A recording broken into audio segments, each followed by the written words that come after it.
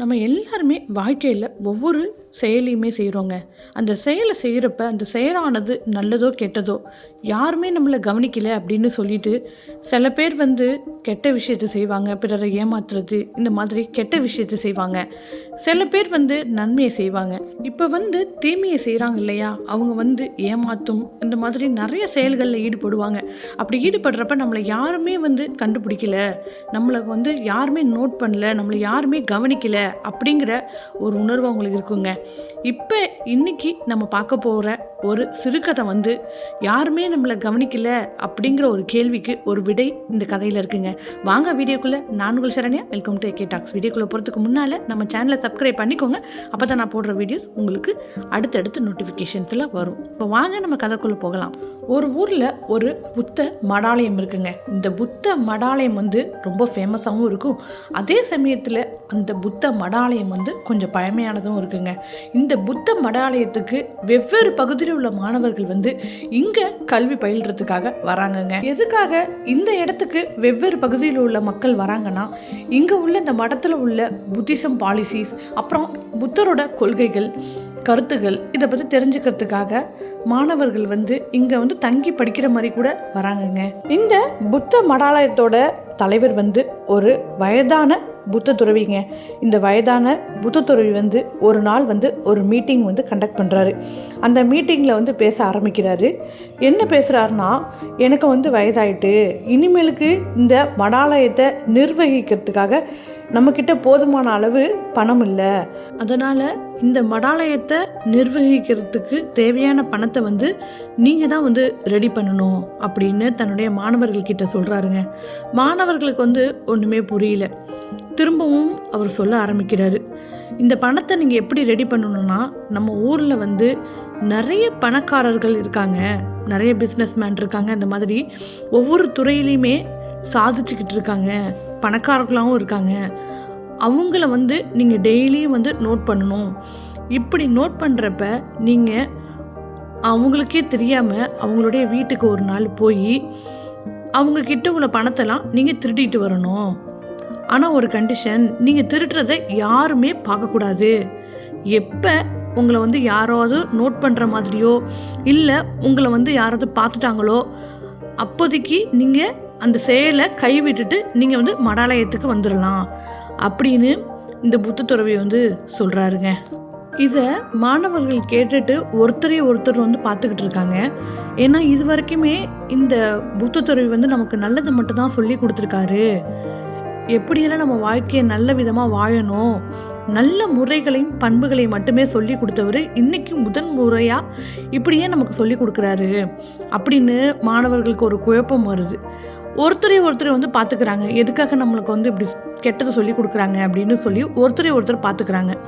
இருந்தாலும் பரவாயில்ல, நமக்கு நம்மளுடைய குருவோட ஆர்டர் இது, அதை நம்ம நிறைவேற்றி தான் ஆகணும் அப்படின்னு சொல்லிட்டு அங்கே உள்ள மாணவர்கள் எல்லாமே வெளியில் கிளம்பி இந்த புத்த துறவி கொடுத்த வேலையை செய்யறதுக்காக கிளம்பிடுறாங்கங்க. அதாவது திருடுறதுக்கு போகிறாங்க. எல்லாருமே போன பிறகு ஆனால் ஒரே ஒரு மாணவன் மட்டும் போகலை. இது அந்த புத்த துறவி நோட் பண்ணுறாரு. பின்னாடி திரும்புகிறப்ப அந்த ஒரே ஒரு மாணவன் மட்டும் எங்கேயும் போகாமல் அந்த மடத்து உள்ளே இருக்காரு.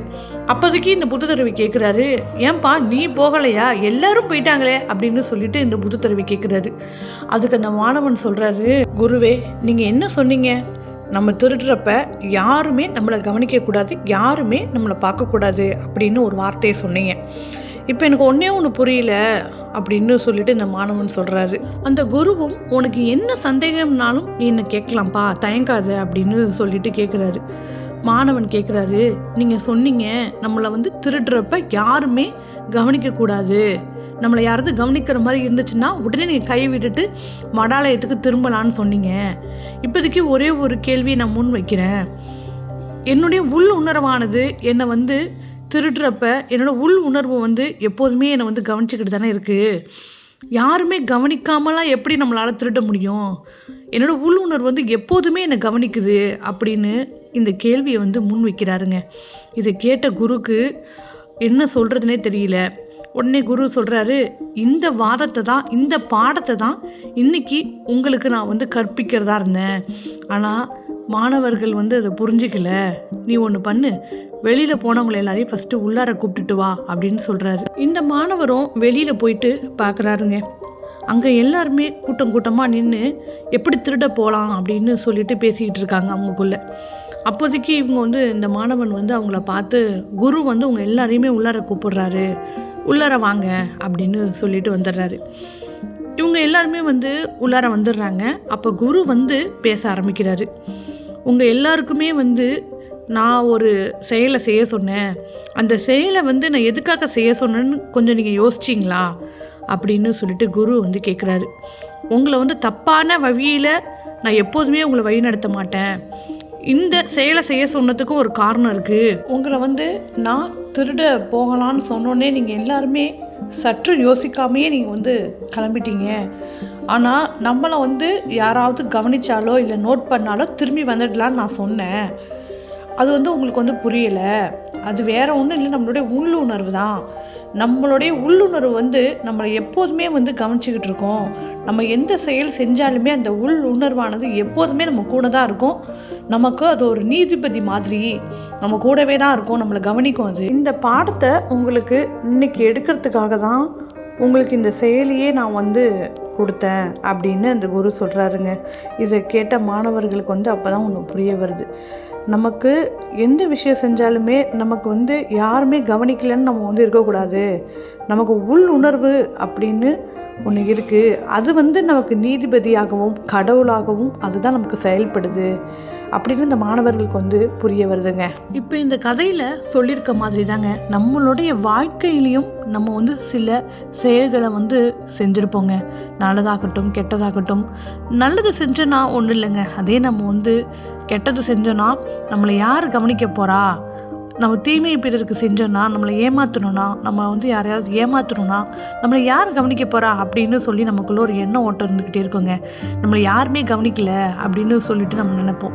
ஆனால் எப்போதுமே நம்மளை கவனிக்கிறதுக்குன்னு ஒரு ஆள் இருக்குங்க. அதுதாங்க நம்மளுடைய உள் உணர்வு.